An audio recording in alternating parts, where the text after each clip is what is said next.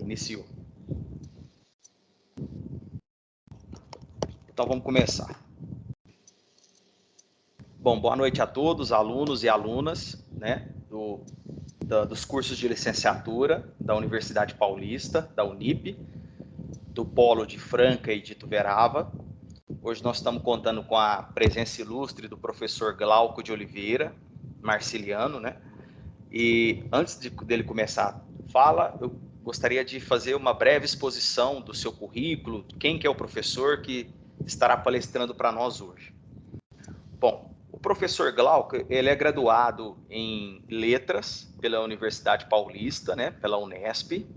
Também possui graduação em Direito pelo Centro Universitário de Marília, pela Univem.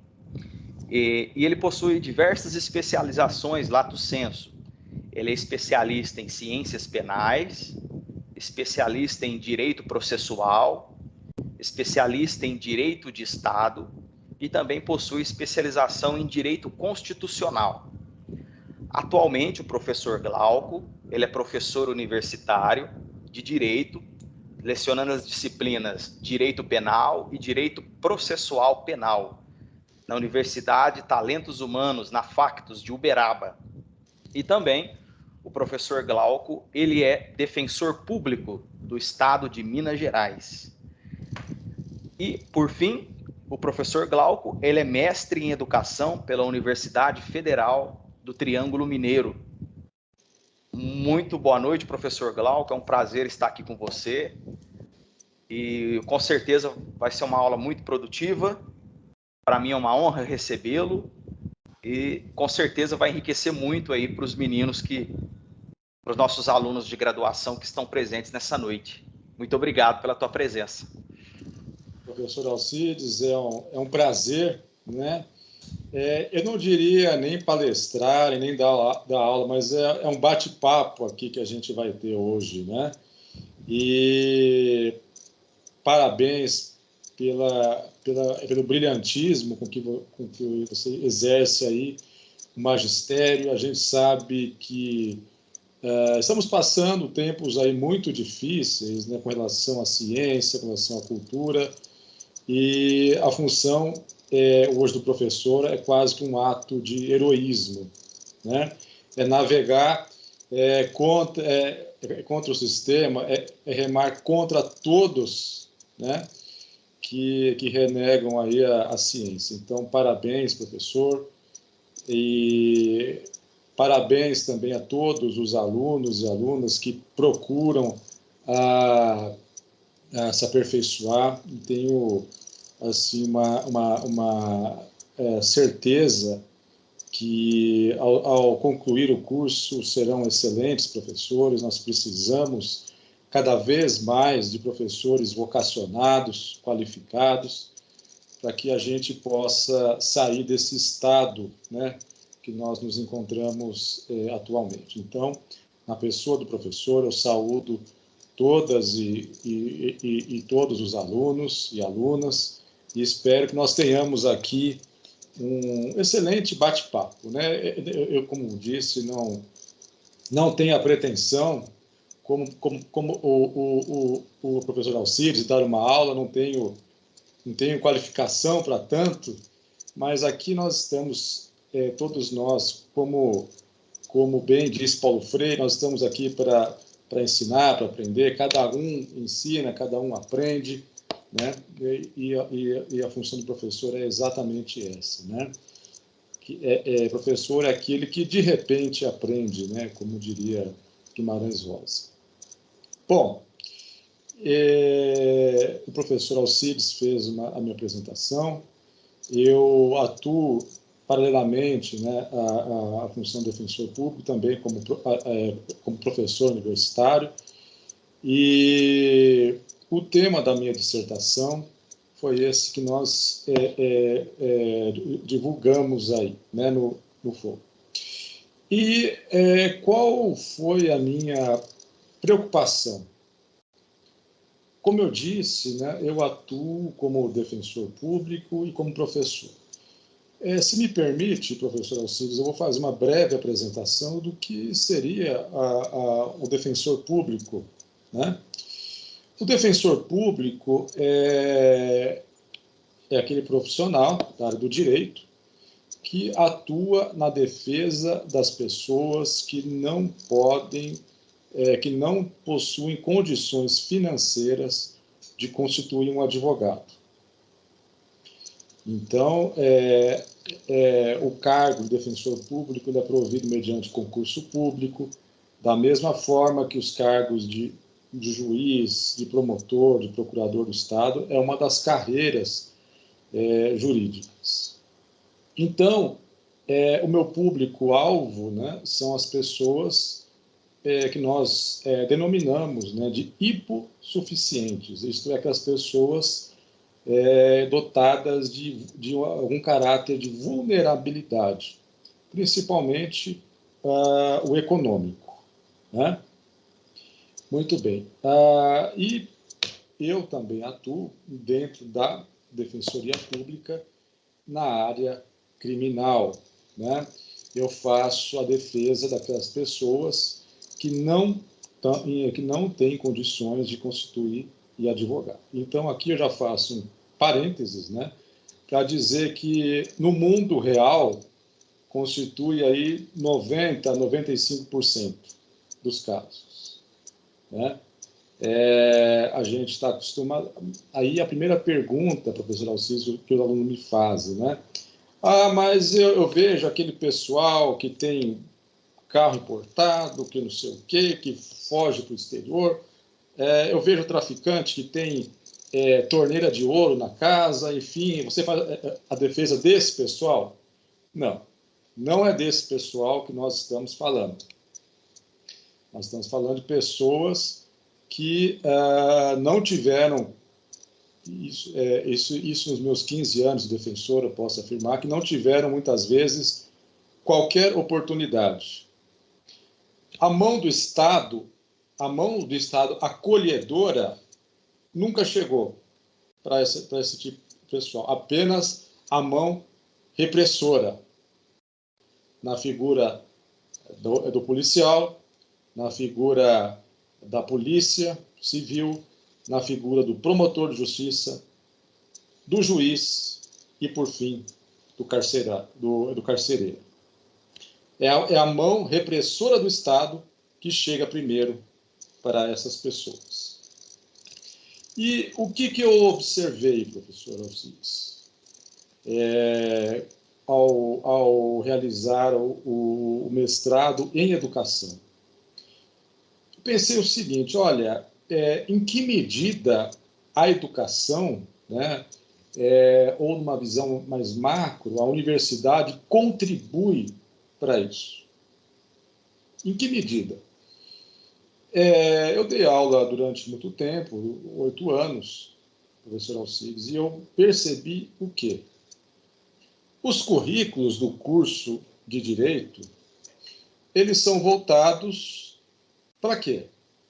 Hoje, eu até falo com tranquilidade, inclusive, professor Alcides, na minha cidade, de onde eu venho, de Assis, inclusive a Unip tem um polo do curso de Direito lá, né?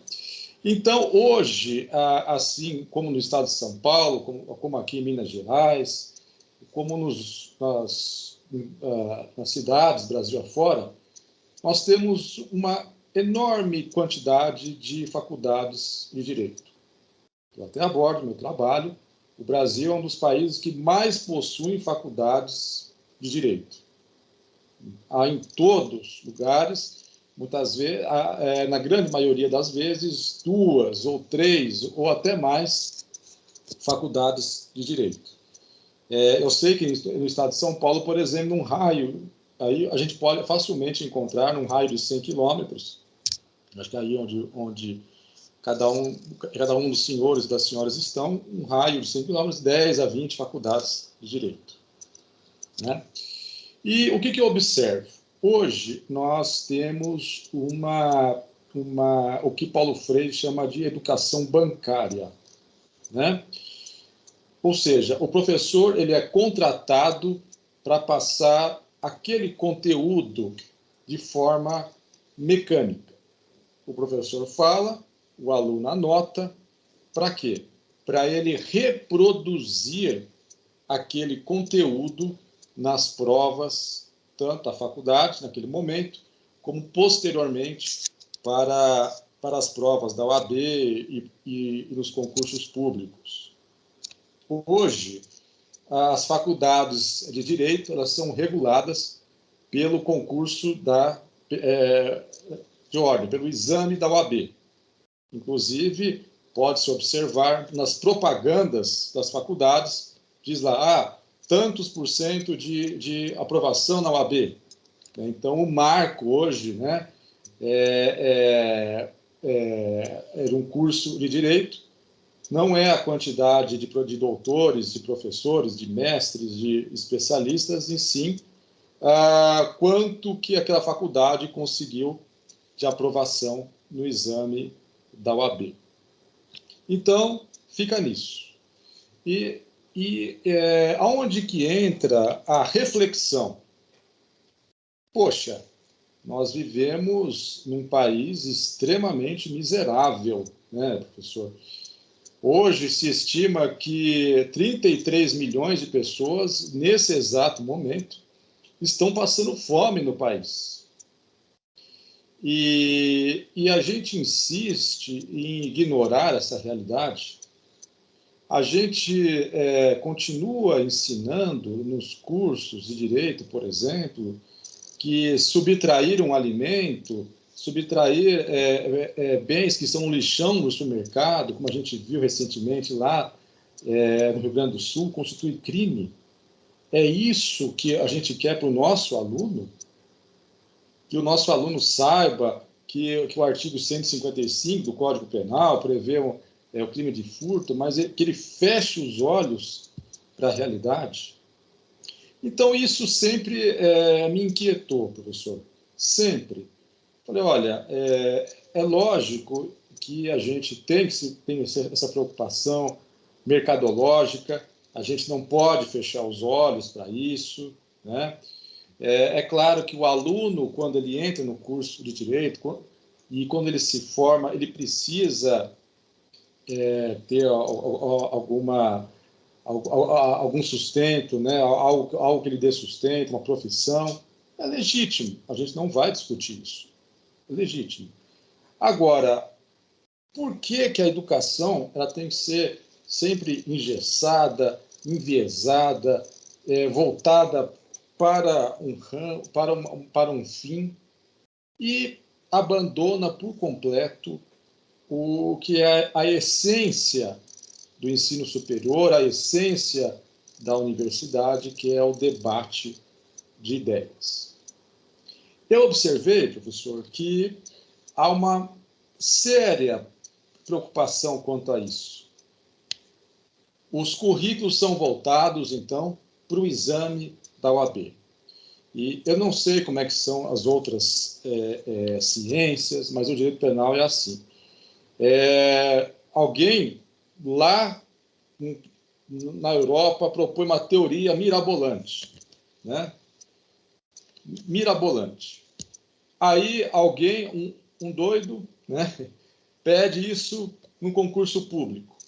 Daí as faculdades passam a exigir que o professor lecione aquele conceito para os alunos. Um conceito que não tem qualquer utilidade prática, mas que o aluno é obrigado a saber, porque senão ele não vai lograr êxito na aprovação da OAB. E esses currículos, eles são voltados para uma espécie de crimes. Seriam esses crimes que são ensinados na faculdade, que as faculdades demoram aí 5 anos ensinando, seriam aqueles crimes, professor, de colarinho branco?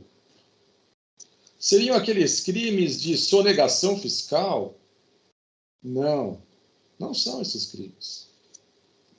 Os currículos das faculdades de Direito, Brasil afora, têm uma enorme preocupação em ensinar, desenvolver no aluno a ideia do quê?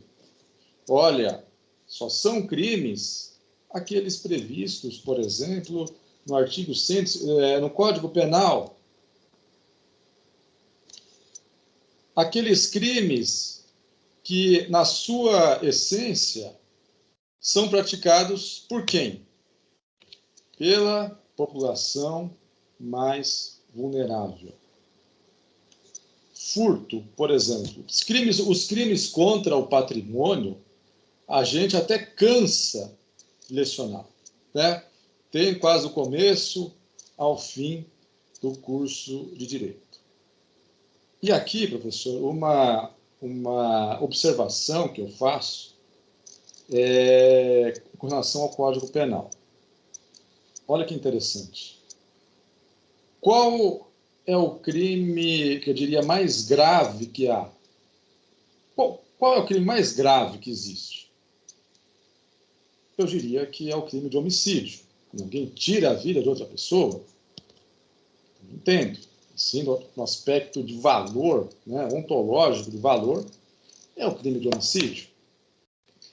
Agora, a pergunta que eu faço, seria o crime de homicídio aquele que possui a pena mais elevada do Código Penal? Bom, se o crime de homicídio ofende o bem jurídico, né, mais importante, é o crime mais grave que há, logicamente, seria, então, o crime de homicídio. Mas não.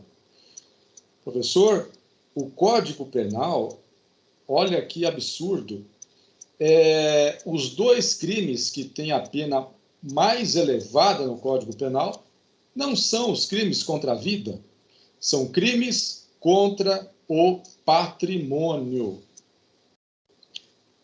Qual é o crime que tem a pena maior do Código Penal? É o crime de extorsão mediante sequestro com resultado morte, que tem a pena de 22 a 30 anos. Pergunto, professor Alcides, uma pessoa vulnerável, né, hipossuficiente financeiramente, né, ela pode ser vítima do crime de extorsão mediante sequestro? Quem que é a vítima do crime de extorsão mediante sequestro no Brasil? E qual é o segundo crime que tem a pena maior? Também é um crime contra o patrimônio. É o crime de latrocínio, quando a pessoa, é o roubo no qual há o resultado morte. Então, professor Alcides, a gente tem a pena de 20 a 30 anos. O homicídio, professor Alcides, só para a gente ter uma ideia, ele tem pena de 6 a 20 anos. Quer dizer, no Brasil, uma vida só tem valor se estiver associada a um patrimônio. Um patrimônio. E quem, professor Alcides, são as vítimas do crime de extorsão mediante sequestro e do crime de latrocínio? São as pessoas que possuem bens patrimoniais. Ou seja, traduzindo para a realidade brasileira, é a classe média para cima, né? A classe menos favorecida financeiramente não é vítima do crime de extorsão mediante sequestro, não é vítima do crime de latrocínio. Aliás, professor, a parte mais vulnerável da população é vítima do quê? Do crime de homicídio, que tem pena de 6 a 20 anos. Quando que isso acontece? Quando, por exemplo, os agentes do Estado entram numa comunidade e, a pretexto de combater o tráfico de drogas, muitas vezes, promovem verdadeiras chacinas. Quando há disputa de pontos de tráfico de drogas entre duas organizações criminosas, quem é que fica no meio do tiroteio? A população menos favorecida economicamente. Para que a gente tenha uma ideia de como há essa seletividade, inclusive das vítimas, segundo estudos recentes, professor Alcides, apenas 8% dos crimes de homicídio são investigados no Brasil. Eu disse investigados. Não se chega, isso não quer dizer que se chegou à autoria desses crimes. Então, quer dizer que 92% dos crimes de homicídio sequer são investigados no Brasil. E onde ocorrem com mais frequência os crimes de homicídio? Basta, professor, a gente fazer uma pequena pesquisa, sem qualquer profundidade. Vejam os jornais da sua cidade. Aonde que ocorrem os homicídios? Então, a gente vê que há uma seletividade, ou seja, com relação às vítimas. No Brasil, a gente pode dizer, então, que há vítimas que são mais bem assessoradas, né, que são mais bem acolhidas, no qual o Estado se preocupa mais do que outros. Por que eu fiz esse comentário paralelo? Porque o tema, professor, do meu trabalho é o ensino do direito penal e a seletividade, né? A universidade como aparelho ideológico do Estado e reprodutora da violência simbólica sobre os excluídos por meio da pedagogia do opressor. Nesse trabalho, professor, eu procurei juntar as minhas duas realidades. Sempre quando eu vou lecionar direito penal, sempre eu fico nesse dilema. Olha, o que eu estou ensinando agora, aqui na universidade, quando eu chegar lá na defensoria, é totalmente inaplicável. Por que a gente vai insistir com isso, né? Uma tese mirabolante que não tem qualquer utilidade no direito, na realidade brasileira, faz parte dos currículos. Por que eu tenho que ensinar que o artigo 121 prevê o crime de homicídio, que matar alguém é crime, pena de 6 a 20 anos? E se eu falar, né, que a maioria das pessoas que são vítimas de homicídio vivem em comunidades, que não há investigação, que não há qualquer preocupação por parte do Estado, que há vítimas preferenciais por parte do Estado, se eu falar isso, possivelmente alguém vai até a direção da faculdade para dizer, olha, esse professor está fazendo doutrinação política lá, está falando de política, né? Eu me lembro, professor, que na época da Lava Jato, né, se alguém defendesse a Constituição e dissesse, olha, a Constituição fala que ninguém poderá ser considerado culpado, até onde? Até o trânsito em julgado da sentença penal condenatória. Quer dizer, a Constituição não permite qualquer malabarismo jurídico. Ou seja, traduzindo, como diz meu pai, para a linguagem de gente, né? Porque esse juridiquês fala uma linguagem rebuscada, enfim, que é chato. Não se preocupe com isso, tá? O que isso quer dizer? Que alguém só pode ser preso se esgotadas todas as possibilidades de recurso. Todas. Todas. A Constituição é clara. Se um professor falasse, olha, esse entendimento que estão falando por aí não condiz com a Constituição, ele recebia uma enxurrada de reclamação. A diretoria recebia uma série também de reclamações, dizendo que o professor está defendendo o candidato A ou B ou C. Quer dizer, defender a Constituição virou agora bandeira política, né? virou campanha política. Então, olha, vejam a dificuldade que há. Então, nos currículos, professor, o que eu vejo é que não há essa preocupação. O que há a preocupação é o conteúdo.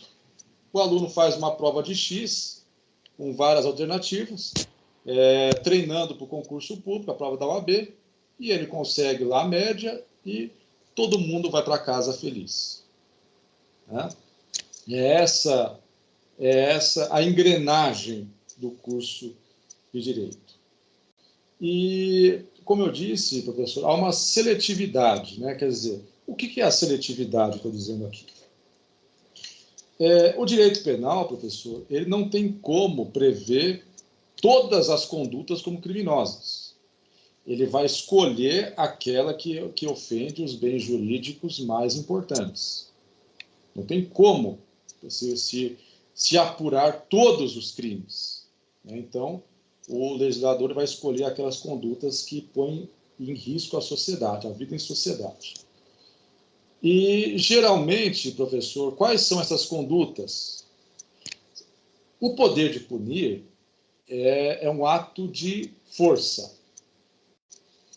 E a gente só exerce força contra quem é mais fraco do que a gente, né, professor? Por exemplo, né, nos recreios da vida, a gente não vai brigar com quem é maior do que a gente. Tem essa regra de sobrevivência. O Estado, então, entre aspas, ele vai brigar com quem? Ele vai brigar com grandes empresários que sonegam imposto? Ele vai brigar com quem? Com colarinho branco, muitas vezes envolvido com política? Não vai. Ele vai brigar, ele vai utilizar toda a sua força contra os mais desfavorecidos.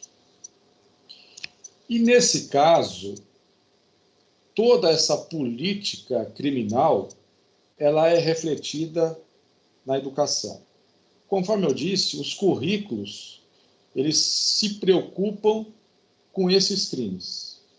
Outros crimes que, em tese, são praticados pelas pessoas de maior poder aquisitivo, não há qualquer preocupação. Não há. É como se não existissem no mundo. E aí, professor, o que vai acontecendo, ainda que seja no inconsciente do aluno? O aluno passa a ver o seguinte: olha, eu do primeiro ao último ano da faculdade, eu vi que crimes são crimes de furto, de estelionato, de tráfico de drogas, até homicídio. Eu vejo que são esses crimes. Então, dá-se a impressão que o direito penal se resume a esses crimes.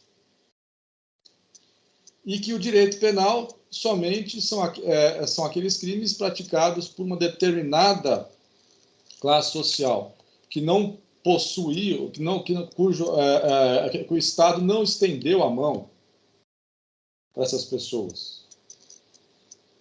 São pessoas no qual, eu costumo dizer, professor, no qual o Estado não estendeu a mão, e sim apontou o dedo. Né?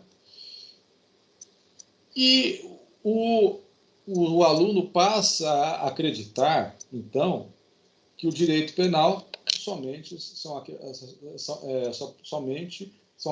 aquelas condutas, né, praticadas pela população mais vulnerável. E os currículos das faculdades não contribuem para afastar, né, essa visão, eu diria, míope do direito penal. Pelo contrário, as faculdades de direito hoje pertencem a um conglomerado, né? Quase que uma empresa, as faculdades. E as públicas vivem sobre a espada de Damocles, né, da burocracia. Ou seja, elas precisam também apresentar resultados, até para que tenha aí mais verba para pesquisa, para que tenha mais verba para bolsas de estudo, enfim. Então, ela precisa apresentar resultado. E no direito, apresentar resultado, leia-se, colocar o maior número possível de alunos na lista de aprovados da OAB ou dos concursos públicos. Então, não há essa preocupação com o ensino. O que há é fazer com que o aluno decore aquela matéria, faça um X na prova quando chegar a época e obtenha aprovação, colhe grau, enfim, e depois vai partir para o exame da OAB. Então, eu vejo, professor, e baseado nas lições de Bourdieu, que há uma espécie de violência simbólica aqui. Fora da sala de aula, professor, a gente observa, eu, como defensor público, observo que há uma violência física, né? As pessoas que mais morrem são as pessoas mais vulneráveis, que sofrem a violência tanto do Estado, são as mais vulneráveis. Então, há violência física. Dentro da academia, professor, eu vejo que há uma violência simbólica, né? O que é essa violência simbólica? É a violência de ideias, a violência de preconceito que há contra essas pessoas. Na medida em que a faculdade, né, a universidade, não se preocupa em quebrar esse paradigma, ela está fomentando a ideia de que o direito penal só é para aquelas 3 pessoas que nós conhecemos, né? Então, como não há essa ruptura, essa quebra de paradigma, o que nós podemos dizer, baseado na lição de Pierre Bourdieu, é que há uma violência simbólica sobre os excluídos. Excluídos aqui, eu me refiro às pessoas vulneráveis, aquelas que não possuem condições financeiras, não possuem muitas vezes conhecimento para buscar os seus direitos junto aos órgãos competentes.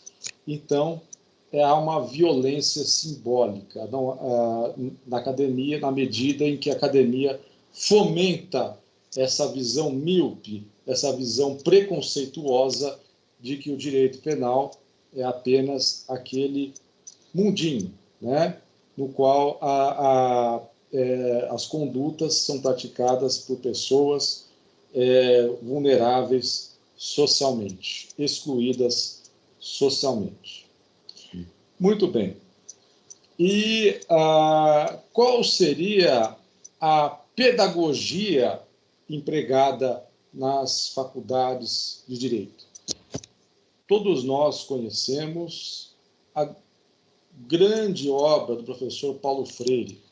E aqui, professor, eu rendo homenagens aí ao patrono, sim, da nossa educação. Nós vivemos aí 4 anos de trevas, né?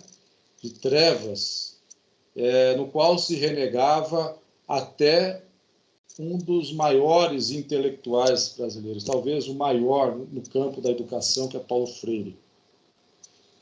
E Paulo Freire foi vítima de vários impropérios, várias pessoas que nunca chegaram perto de um livro, sequer de Paulo Freire, se deram tiveram a ousadia de criticá-lo. Pessoas que nem sabem quem é Paulo Freire, que nunca leram uma linha dele, tiveram a ousadia de criticá-lo. Então, eu aproveito a oportunidade para render homenagens aqui ao nosso patrono. Pois bem, Paulo Freire, então, tem uma obra valiosíssima, né, que Eu diria, professor, que não só todo professor deve ler, mas toda pessoa consciente deveria fazê-lo, né? Porque lá estão lições muito além da sala de aula, lições aí para a vida. Então, é um livro que deveria fazer parte de todos os cursos, não só dos cursos voltados à educação. Eu me refiro à obra A Pedagogia do Oprimido, né, do Paulo Freire. Uma obra que dispensa apresentações, de tão valiosa que é, né? E eu utilizei a expressão, professor, até tive a ousadia, a fim de ilustrar o pensamento, o tema central aqui do meu trabalho, eu utilizei usando uma expressão anversa, né? Eu utilizei a expressão pedagogia do opressor. Por quê? Há uma eu diria que, necessidade por parte dos grandes conglomerados de educação e também das universidades públicas de manter esse status quo ideológico. Né? Não vamos mexer na estrutura, por quê?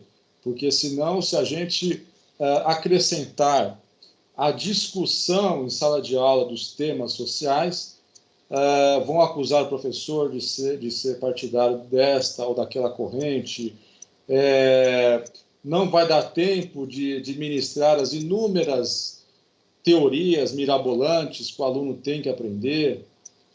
Então, não vamos mexer nisso aqui, vamos continuar do jeito que está, né, para que os alunos que se formarem também, eles, quando se tornarem professores, também vão reproduzir, e assim haverá uma grande, né, engrenagem aí que não será alterada.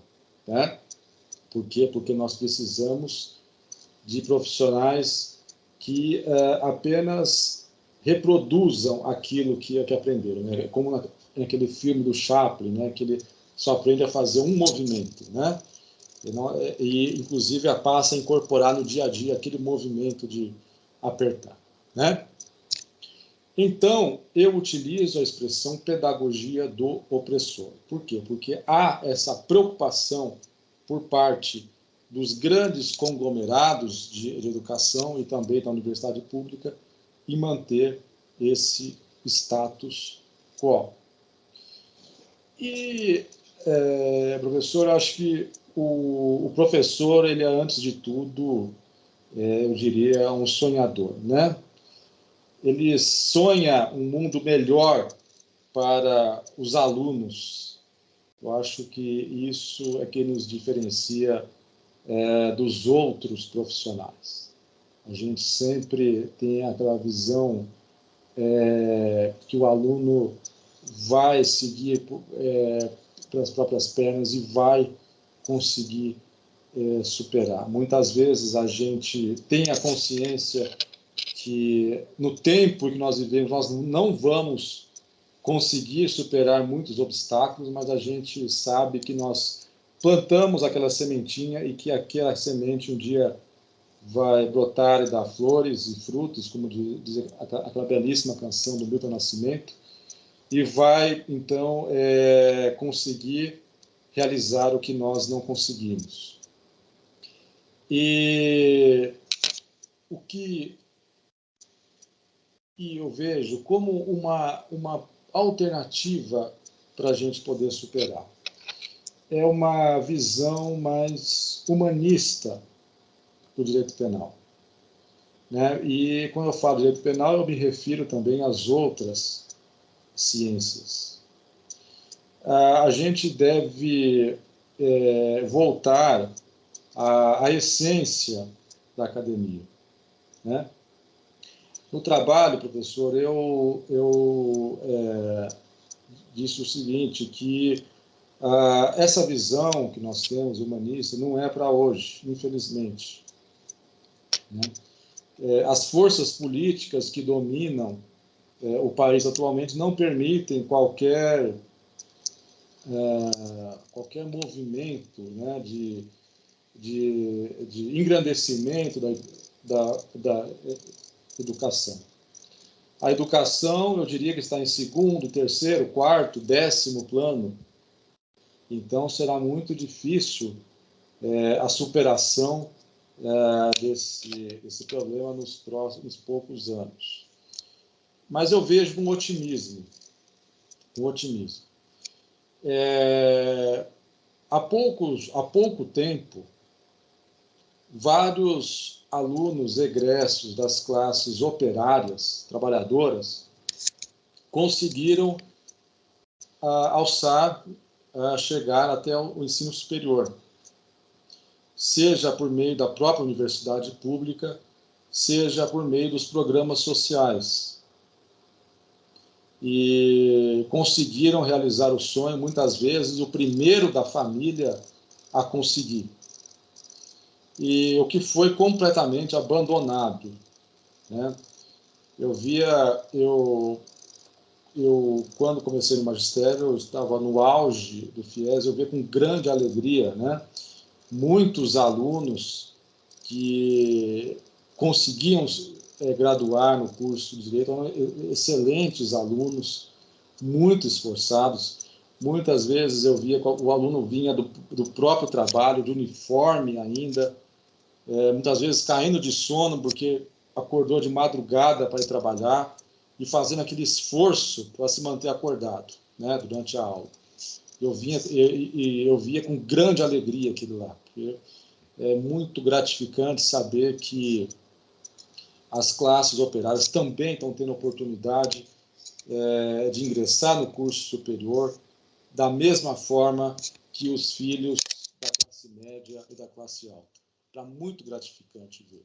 O que, infelizmente, está sendo abandonado, né? Hoje, o ensino superior está voltando ao que era no Brasil império, né? Ou seja, voltado apenas para aquelas pessoas que têm os filhos da classe média e da classe alta, para as pessoas que possuem condições financeiras, né? O que eu vejo com grande tristeza.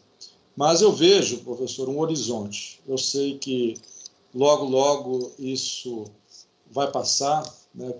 Como aquela música do Chico Buarque, e a gente vai ter de volta os filhos da classe operária no curso, eu falo aqui, né, puxando um pouquinho para a minha sardinha aqui, os cursos de Direito. E somente dessa forma, com esse ingresso, é que a gente vai conseguir superar esse paradigma. Então, eu deixo aqui as minhas lições de otimismo.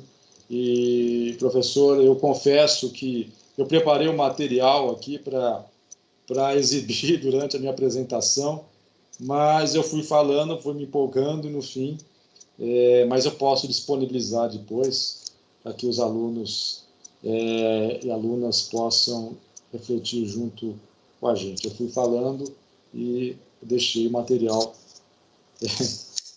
aqui para ser exposto, mas, no fim, a gente acabou virando aí um bate-papo. Professor, então, em linhas gerais, são essas as minhas considerações, e eu devolvo a palavra ao senhor para a gente, então, iniciar aí uma conversa, né, e reflexões sobre a nossa realidade, né, como professores, como pessoas que estão totalmente isentas aí dessa loucura que nós estamos vivendo aí ultimamente. Tá? Então, professor, eu agradeço a oportunidade também, mais uma vez, de estar conversando aqui.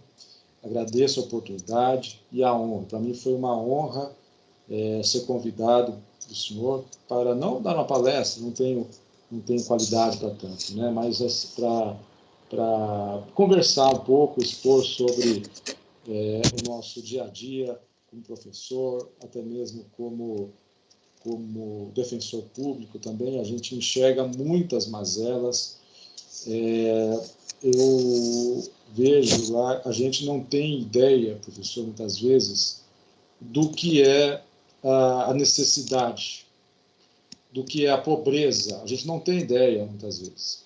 A gente ficamos encastelados em nossas casas, na universidade, e não temos a oportunidade de conhecer o que é a pobreza mesmo, né?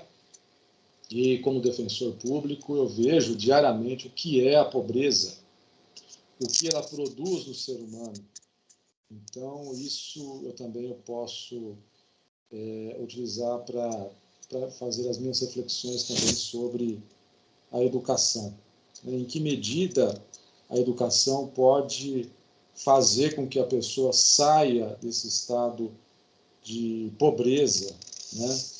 E a CENI também tenha condições de ascender socialmente, não que isso seja uma necessidade, mas que ela tenha condições de sair desse estado e que ela passe também a defender os seus direitos, que eu acho mais importante, né?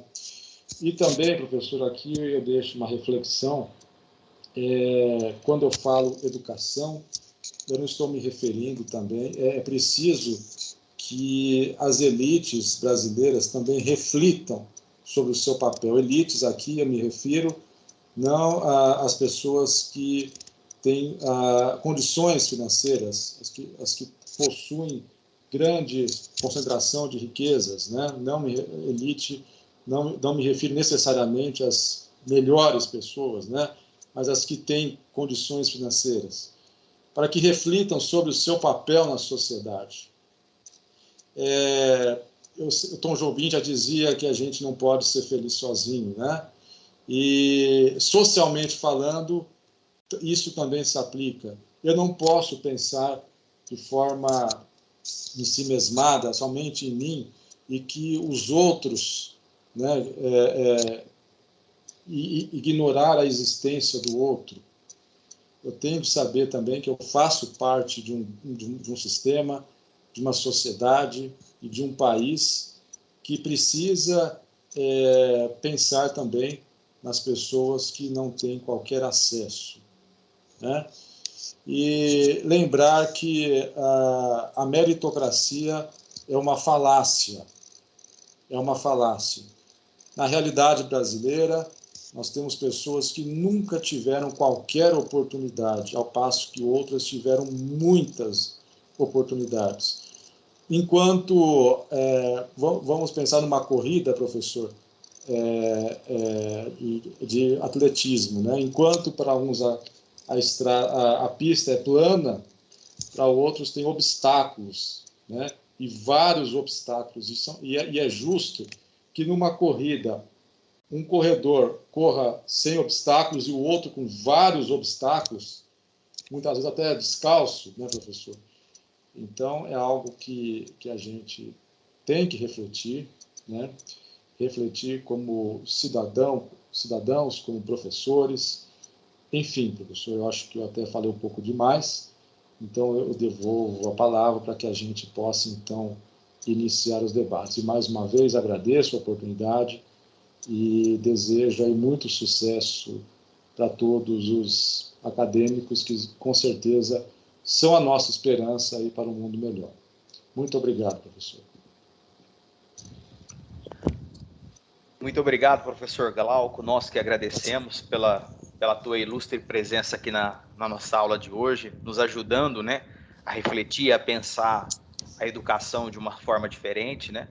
E eu percebi que na tua fala você tentou, no que diz respeito à dimensão da tua fala, você tentou fazer uma fala político-jurídica e uma fala político-institucional, fazendo uma interface, né, entre educação, direito e currículo, para a gente pensar uma educação mais humanista, uma educação mais coletivista, que pensa na população vulnerável, que é a maior parte da população, né? Que nós possamos tentar equalizar melhor a nossa sociedade, que o nosso país é um dos países mais desiguais do mundo, né? Então eu percebi muito na tua fala, a dimensão da tua fala e a interface da tua fala que você trouxe para nós, enriquecendo muito aqui a nossa aula de hoje, né? E eu gostei muito de você tratar a universidade com esse olhar crítico, de olhar a universidade como um aparelho ideológico do Estado, um aparelho ideológico reprodutor, né? E que muitas das vezes reproduz a sociedade tradicional que aí está. E essa sociedade tradicional, ela não quer mudança. Ela não quer mudança no direito, ela não quer mudança nas engenharias, ela não quer mudança nas licenciaturas, ela não quer mudança nas ciências exatas, para que se perpetue, né, aquela camada dominadora, aquela elite dominadora, que ela permaneça dominando e permaneça excluindo, né? Sim. É o que o próprio Marcos diz, né? Quanto mais o meu patrão enriquece, mais eu empobreço. Sim. Que as elites, principalmente as elites brasileiras, principalmente as elites rastaqueras, né?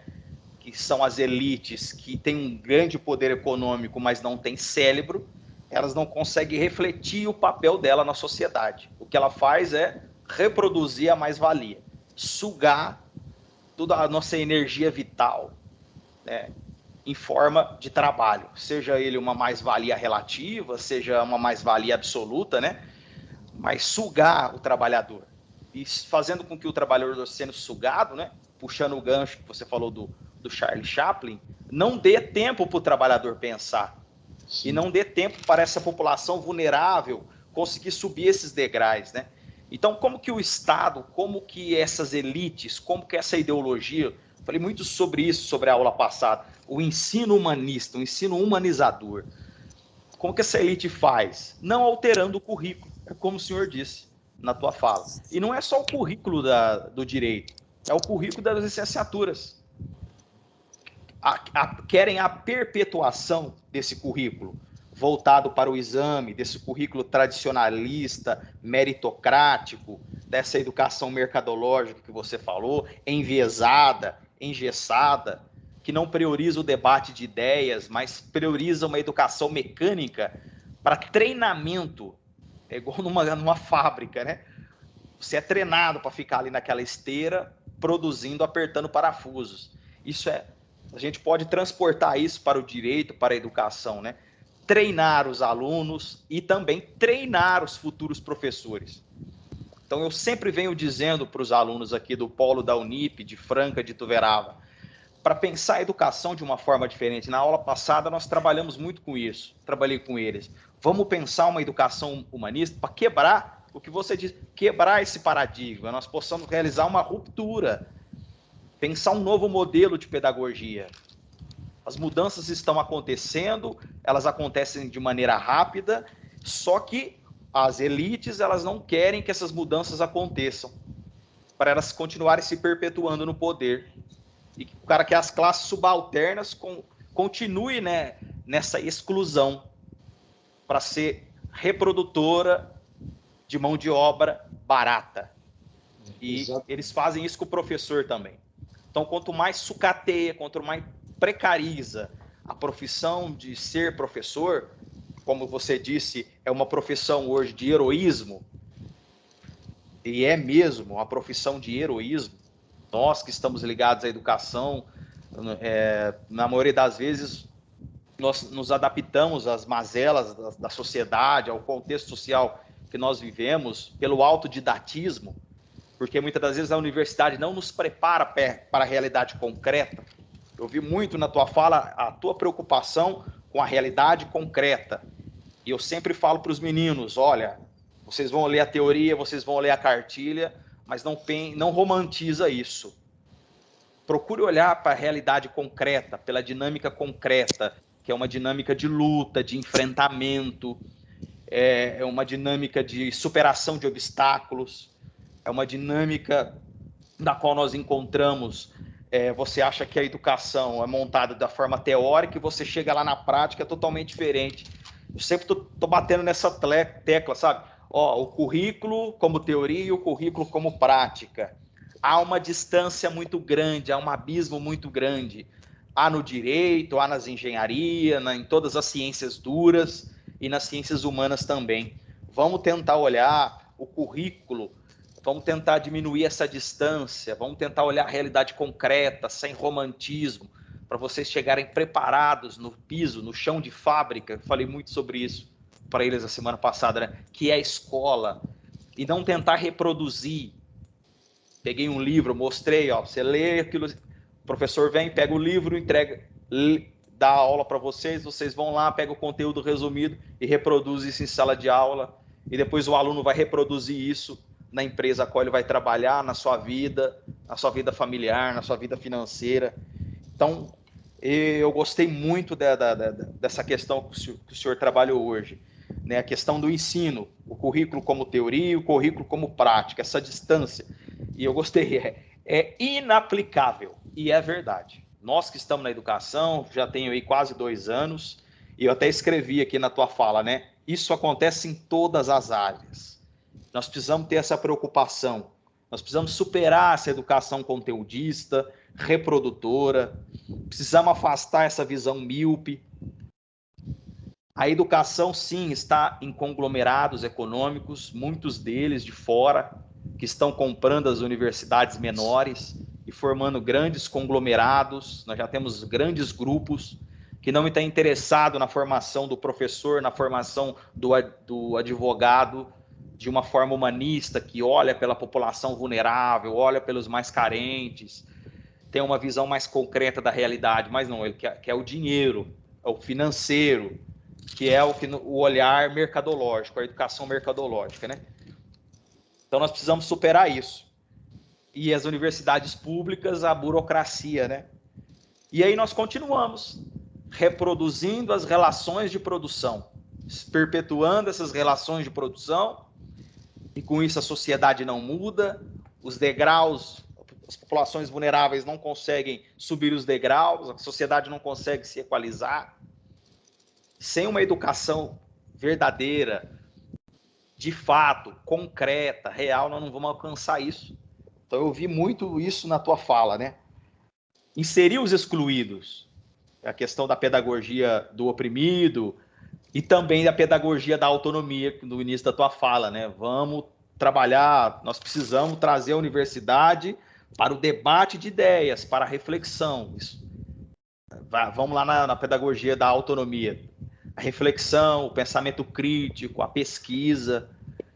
Então, esplendorosa a tua fala, nós conseguimos aprender muito aqui.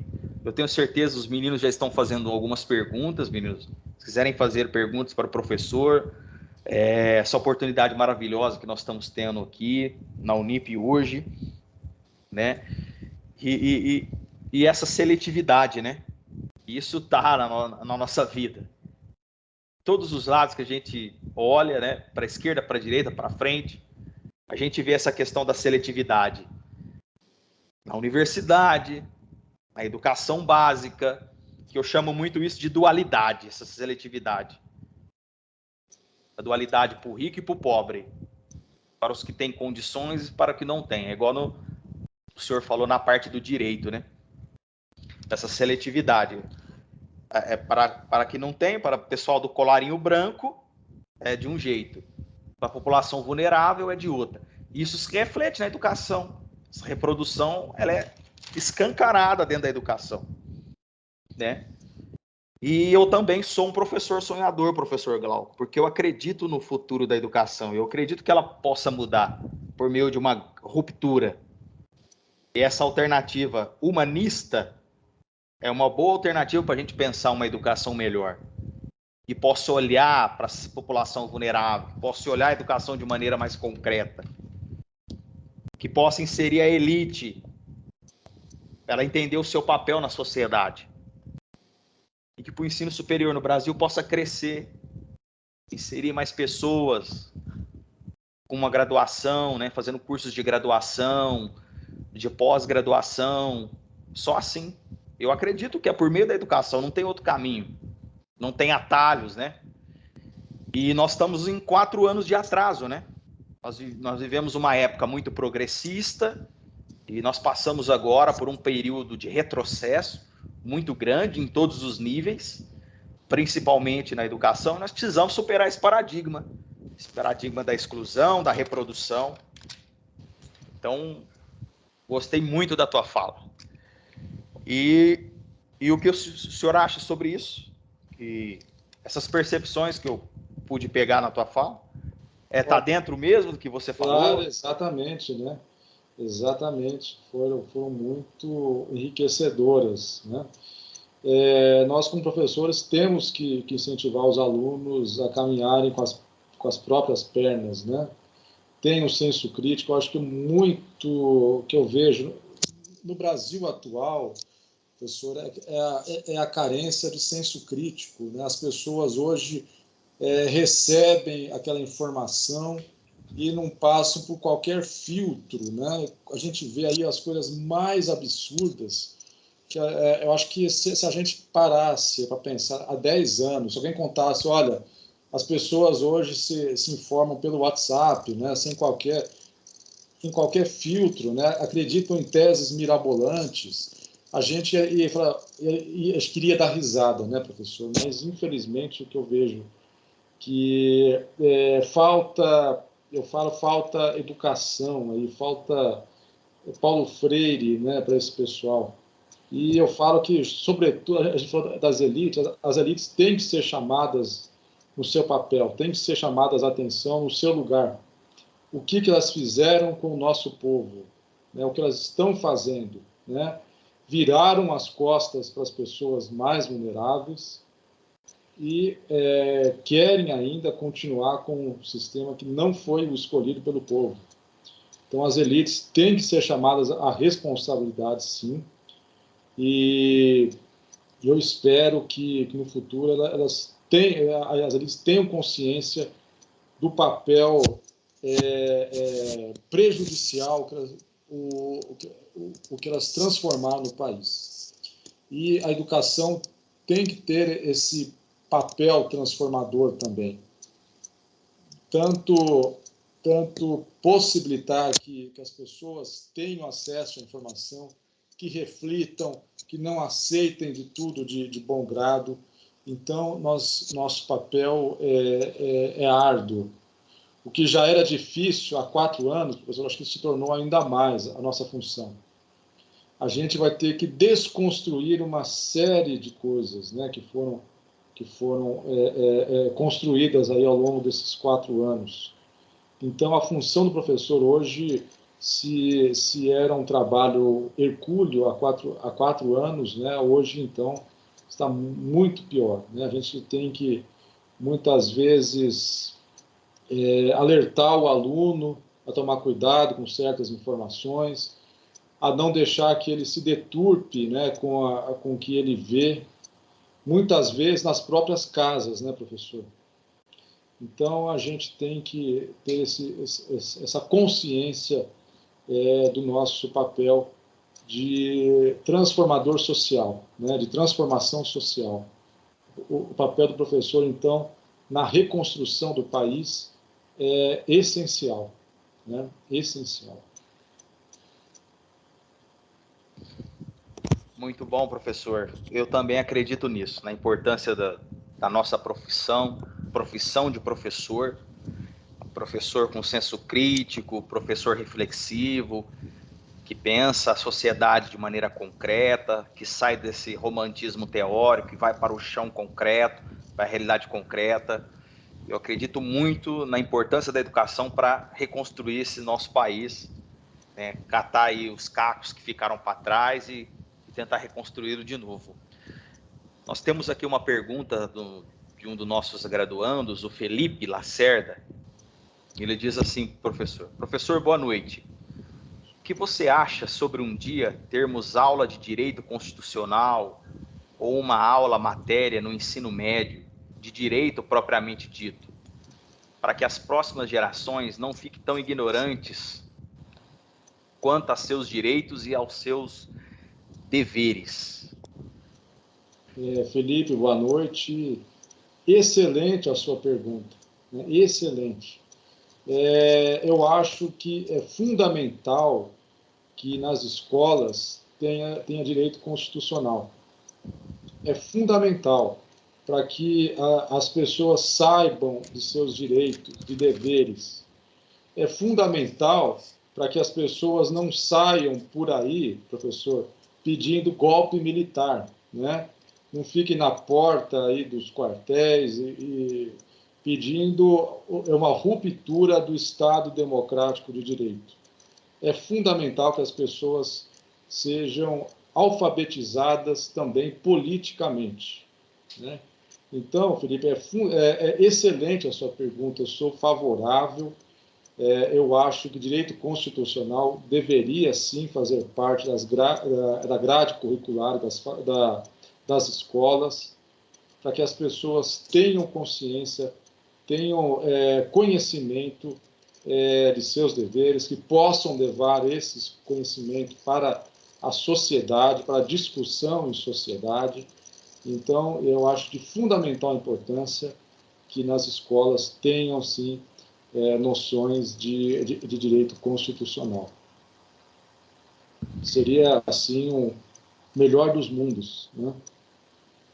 E Felipe, professor Glauco, e ao invés disso estar acontecendo, nós tivemos algo totalmente contrário, né? Uma reforma do ensino médio que diminuiu a carga horária da sociologia, da filosofia, que tinha um pouquinho dos direitos constitucionais, que falava um pouco sobre as constituições do Brasil, e principalmente da Constituição de 88, né? E a reforma do ensino médio que nós tivemos em 2018, que trouxe esse retrocesso para a educação, suprimiu, tirou um pouco da grade curricular essas pinceladinhas que nós tínhamos, né?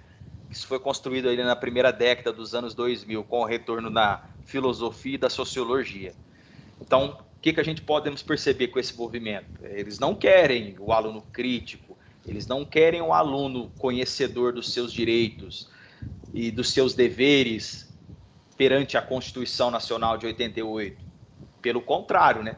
Eles diluem isso, retiram, reprimem e montam esse currículo de ensino médio aí totalmente fora do esquadro, totalmente fora da realidade concreta da maior parte da população, né? Em vez dele ser inserido, ter uma disciplina para discutir isso, eles colocam as disciplinas aí totalmente que não contribuem em nada com a formação humana dos futuros cidadãos. Né, professor? É lamentável, por exemplo, que a gente tenha uma quantidade ínfima de cursos de ciências sociais no Brasil, de filosofia. Você veja quantos cursos de filosofia nós temos no país. Vamos até puxar o direito, vamos chamar o direito aqui. Quantos cursos de direito nós temos? 1 milhão, né? E filosofia, que é fundamental, né? A ciência do pensamento, quantas faculdades nós temos? Aliás, a filosofia hoje ficou renegada, né? Há pouquíssimas faculdades hoje, pouquíssimas. Hoje é difícil alguém que se sinta vocacionado para fazer o curso de filosofia encontra dificuldade, porque nós não temos, né? Não temos faculdades de filosofia Brasil afora. Muitas vezes temos nas capitais, por meio das universidades públicas, mas fica muito distante para aquele aluno do interior, por exemplo, cursar filosofia ou ciências sociais. Então, vejo com grande tristeza também que essas ciências tão fundamentais para o exercício da cidadania estejam aí condenadas quase a desaparecer, né? Igual eles fizeram nos anos 60, 70 e 80, né? Durante a ditadura militar. Sim. Que suprimiu a história, a geografia, trouxe ali os estudos sociais e disciplinas enviesadas como educação moral e cívica, ou SPB, né?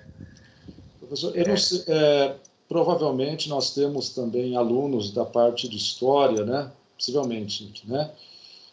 Só para ilustrar, né? Eu já sou jovem há muito tempo, né? Já tenho mais de 40, então já sou jovem há muito tempo, né? Mais do que talvez a grande maioria dos alunos. E eu me lembro aqui da história que o ensino que eu tive era assim, zero reflexão e a gente era obrigado a decorar datas. Né? Era a história, o estudo de história era isso, era decorar datas. Quando o Brasil foi descoberto, não sei o quê, não sei o quê. Abolição da escravatura, quer dizer, nada que dissesse respeito sobre a escravatura, o que era a escravidão no Brasil. Não, a gente tinha que saber a data. Quem assinou a Lei Áurea? Era essa o ensino de história, era decorar datas. E também na literatura, a gente não refletia sobre aquela obra literária. A gente tinha que decorar qual foi a data de publicação da obra. Então, era esse tipo de educação que a gente tinha, professor, que foi herdado aí do regime militar, que a gente ainda pegou um pouco disso aí, né? Quer dizer, o aluno não podia refletir, ele tinha que decorar datas, né? O ensino dele se limitava a decorar datas. Decorar e reproduzir depois no papel da prova e depois no papel do exame de vestibular, né? Decorar datas, fórmulas e por aí vai. Quais eram os personagens daquele livro, o personagem principal, secundário, era isso. Né? Mas o conteúdo em si ali, a essência ali daquela obra literária, não importa. Eu me lembro que Vidas Secas, né? Olha que obra fantástica, né? A gente tinha que decorar quem era o autor, quem eram os personagens principais, a data de publicação da obra, mas a riqueza da obra em si, né? Não cai no vestibular, né?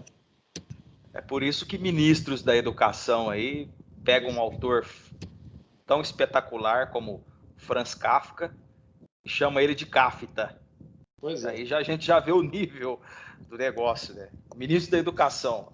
É complicado. É o ministro da Educação que, em vez de lápis e caderno e livros, carrega na mala uma arma, né, professor? Então, essa metáfora a gente tem que levar, faz a gente refletir, né?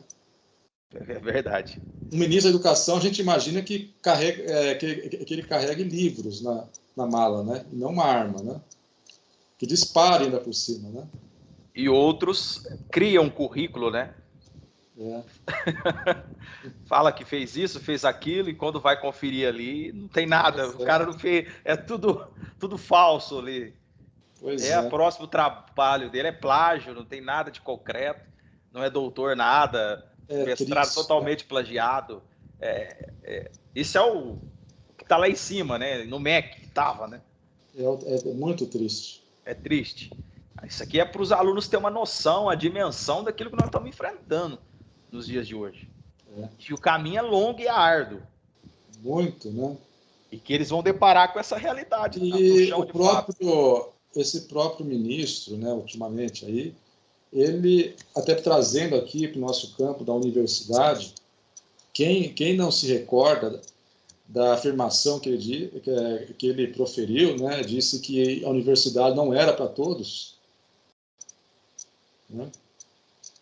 Se o próprio ministro da Educação diz isso, né, algo está errado no país, né?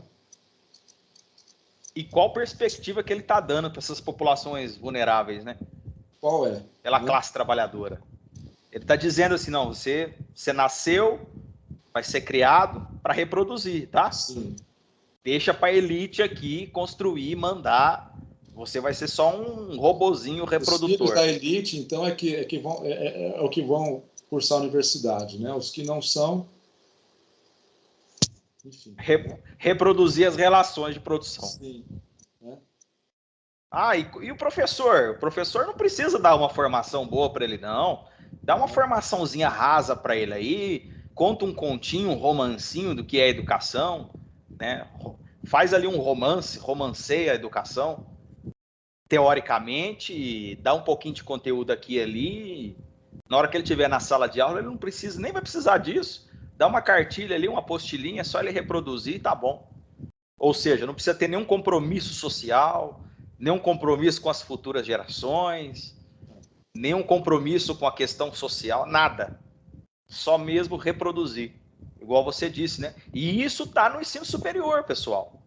É isso que a gente está tentando fazer vocês refletirem aqui. Isso está no ensino superior, principalmente nas universidades privadas, os conglomerados econômicos. É isso que o sistema capitalista neoliberal quer. Porque é isso que vai dar o lucro para eles lá. Né? A função mercadológica da educação e não a função social, né, professor Grau? Sim. E isso não sei, professor, se nas outras áreas acontece o mesmo. Se o professor começa a refletir muito, se o professor começa, por exemplo, a pedir que os alunos façam pesquisa, que leiam aquele livro, que dividam o trabalho em grupos, cada grupo leia um autor, se o professor do direito começa a fazer isso, vai chegar aos ouvidos lá da direção que esse professor está enrolando na aula. Né? Que esse professor não quer dar aula, que esse professor não preparou a aula, né? Vai chegar, isso é certeza, né? Que vai chegar lá, que vai falar que o professor, em vez de dar aula, fica mandando os alunos lerem livros. Infelizmente, é a realidade, né? E esse professor não é o bom professor, porque ele não cumpre o conteúdo curricular. Não é. E a própria direção vai dizer, olha, esse professor aí, onde já se viu, né? Não conseguiu completar o conteúdo. Né? No ensino básico é a apostila. Enrolando numa matéria, né? Fazendo os alunos lerem livros para reflexão e esqueceu do conteúdo. É isso mesmo. Os autores de filosofia não caem na OAB, né? É mais ou menos isso aí. Professor, aqui está o Felipe novamente. Retrocesso gigante, principalmente causando desinteresse pela carga horária gigantesca, com mais de 20 disciplinas aleatórias que causam um cansaço mental aos estudantes. E juntamente veio o Paulo também, contribuindo com a nossa aula. Infelizmente, a educação, principalmente a pública, vem perdendo a qualidade com o tempo, e a falta de investimento por parte dos governos e a desvalorização dos professores acaba prejudicando ainda mais. Exatamente. No ensino superior, professor, como o próprio Felipe disse, a gente tem uma inflação de disciplinas, né? Assim, um volume gigantesco, e muitas das vezes são disciplinas que não fazem parte do cotidiano da matéria, ou que poderiam ser vistas com menos atenção, para que a gente desse mais espaço para outras matérias.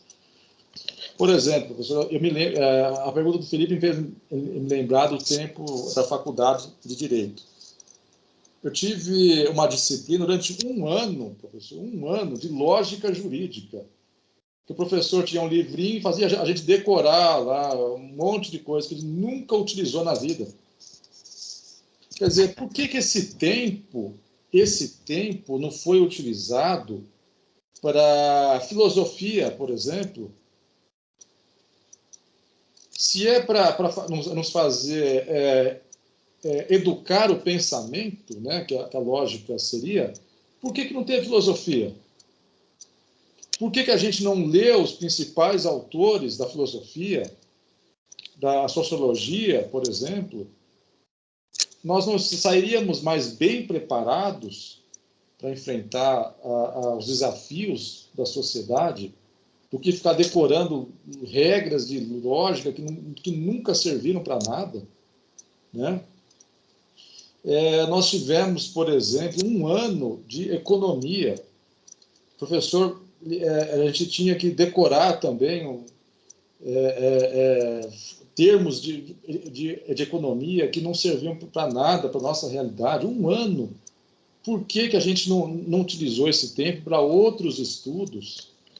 Eu creio também que nos outros cursos também há essa parece assim que há uma preocupação em preencher lacunas, espaços, né? É o famoso, assim, na linguagem popular, encher linguiça. Vamos pegar um curso, encher um monte de matérias e tentar ver, para dizer que a gente está preocupado com a formação ampla do aluno. mas matérias que não têm nada a ver com o curso, né? Professor, uma das críticas que eu faço também alguns cursos de ensino superior ainda têm português, língua portuguesa. Né? Ora, se o aluno não aprendeu até lá, né, até chegar no ensino superior, ele vai aprender em 6 meses a escrever como Machado de Assis, né? E não é uma língua portuguesa diferente daquele que ele viu no terceiro colegial. É aquela língua portuguesa de decorar regrinhas, de decorar isso, concordância nominal, verbal, aqueles novos objetos, direto, transitivo, as coisas todas, né? Não é algo diferente, dizer, olha, vamos refletir, já que a palavra é o nosso instrumento de trabalho, vamos tentar de uma forma diferente, aquilo que vocês viram, né, no ensino médio, vamos tentar trabalhar de uma forma, por exemplo, trabalhar a língua portuguesa como uma língua não agressiva, por exemplo.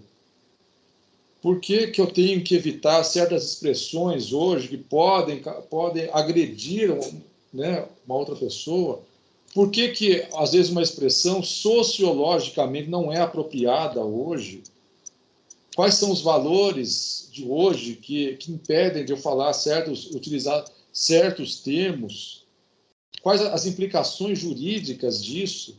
Por que a linguagem não é tratada dessa forma? Mas não. 6 meses que a gente é obrigado a fazer a mesma coisa que a gente viu no colegial. A decorar objeto direto, indireto, verbo transitivo, indireto, as coisas todas. Né? Verbo de ligação. Que não vai fazer com que alguém pegue uma caneta e escreva um texto decente. Né?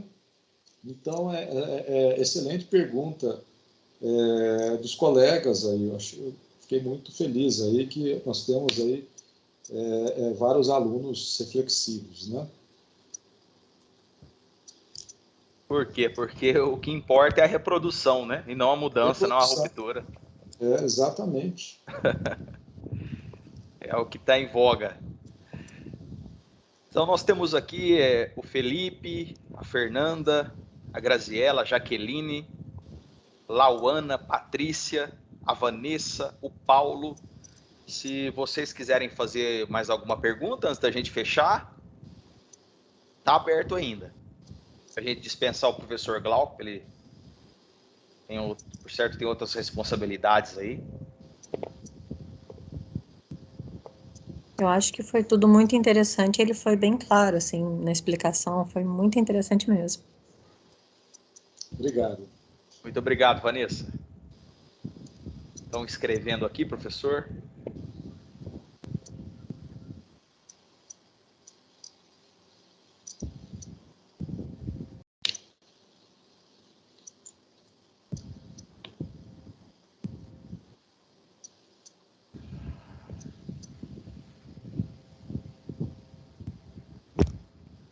Muito obrigado também, Felipe, Paulo. Obrigado a todos. E assim, nós estamos dando É claro que o perfil aqui do nosso público, professor, alguns são professores já têm uma graduação, outros estão fazendo a segunda graduação, outros estão na primeira graduação. Então, a minha preocupação desde quando eu assumi aqui a tutoria em educação, né, da Unip, foi trazer essa realidade concreta, tentar mostrar para eles não o que o discurso teórico está teorizando aqui em cima, mas o que ele está falando, que a gente está encontrando na realidade concreta, né? Então, as aulas que nós tivemos esse semestre, esse segundo semestre de 2022, a contribuição que o senhor está dando aqui para nós, a contribuição que o Ícaro deu, sim, a contribuição que o professor Aldovano trouxe para nós, as outras aulas que nós tivemos, está tudo dentro disso que você está falando, né? Nós estamos batendo na mesma tecla, trazendo essa consciência, essa importância para eles estarem pensando a educação de uma forma mais realista, né, mais viva, não tão romantizada. Na hora que eles chegarem lá, eles não terem aquele choque, se depararem, peraí, mas o que eu aprendi lá está totalmente diferente do que está acontecendo aqui. Exato. Então, nós estamos tentando trazer. A tua fala hoje contribuiu muito. Eu, assim, parabenizo, professor, que os nomes citados aí são pessoas brilhantes, né? E são de diferentes áreas, né? Que Sim. Permitem a gente ter uma visão muito mais ampla do nosso assunto, né? A gente pensa, olha, mas lá também na história acontece isso, aqui no ensino de língua portuguesa, na matemática, na engenharia, quer dizer, a gente consegue ver, né, que o nosso problema não é só nosso, que há uma crise na educação, né? Que o problema não se restringe a uma área do conhecimento, mas a todas, né? E são, assim, colegas nossos brilhantes, né? Que com certeza aí enriqueceram, né, cada qual da sua área, enriqueceu aí o debate, né? Então, parabéns aí, acho que foi muito legal as escolhas posso chamar dos colegas, né? Muito bom, professor Glauco. Vamos encerrando por aqui. Primeiramente, eu quero te agradecer pelo aceite do convite, por essa aula brilhante nessa quarta-feira, esse 16 pós-feriado, né? Em nome da Unip, em nome de todos os alunos aqui presentes, eu quero te agradecer muito. E se surgirem outras oportunidades, né? Claro, com certeza. Com certeza queremos te convidar novamente para estar aqui junto conosco. Com certeza. Professor Alcides, eu mais uma vez agradeço a oportunidade de falar para tão seleto grupo. Fiquei muito feliz aí com as perguntas e sinal que os alunos estão muito interessados, né, em mudar esse paradigma que nós estamos vivendo. Então, me senti muito honrado com o convite. Sempre que o senhor me convidar, eu sempre vou voltar, né, porque para mim é uma experiência incrível, né, ter a oportunidade de falar para a nossa futura geração, né? Então, para mim é um convite inestimável. Então, agradeço mais uma vez o convite. Sempre que o senhor quiser, estarei sempre à disposição. Dos alunos também, ao meu e-mail, também podem entrar em contato comigo. As dúvidas que tiverem, também estarei à disposição para esclarecer. E, como recado, eu disse no começo, como professores, nunca deixem de sonhar com um mundo melhor. Né? A gente sempre tem que ter essa visão, né? Que a gente muitas vezes está pavimentando o caminho para que outras pessoas possam passar. Né? Então, a função do professor é essa. Né? Então, desejo muito sucesso a todos e a todas na belíssima, não diria profissão, mas na belíssima vocação que cada um recebeu, porque eu acho que a palavra certa é vocação, é chamado, né, que cada um recebe, e para transmitir aí conhecimento, e muito mais do que conhecimento, transmitir a esperança. Né? Então, fica aqui as minhas homenagens a todos os alunos e alunas. Espero que logo, logo estejam todos aí graduados, formados e possam aí contribuir aí para um mundo melhor que cada um de nós aí tem esse objetivo de construir. Então, agradeço a atenção, uma boa noite a todos e estarei sempre à disposição aqui, professor. Sempre que precisar, estarei aqui para a gente poder conversar, né? Para a gente poder conversar sobre educação, sobre as questões aí que nos envolvem. Tá? Muito obrigado, professor, mais uma vez pelo convite e uma boa noite a todos. Boa noite, professor. Os alunos estão te agradecendo aqui e alguns estão dizendo, né, que que teremos mais, professor Glauco. Estou pedindo o teu Opa, retorno em breve aí. Quem sabe no próximo semestre, né? quem sabe, não, já podemos pensar assim, tá? Eu sempre estaria à disposição. Muito obrigado, professor Glauco. Uma boa noite a Para todos. todos e uma boa noite, tá? Até O mais. senhor também. Boa Até noite, uma próxima alunos. oportunidade. Eu que agradeço. Até mais. Até mais, um abraço. Tchau, tchau.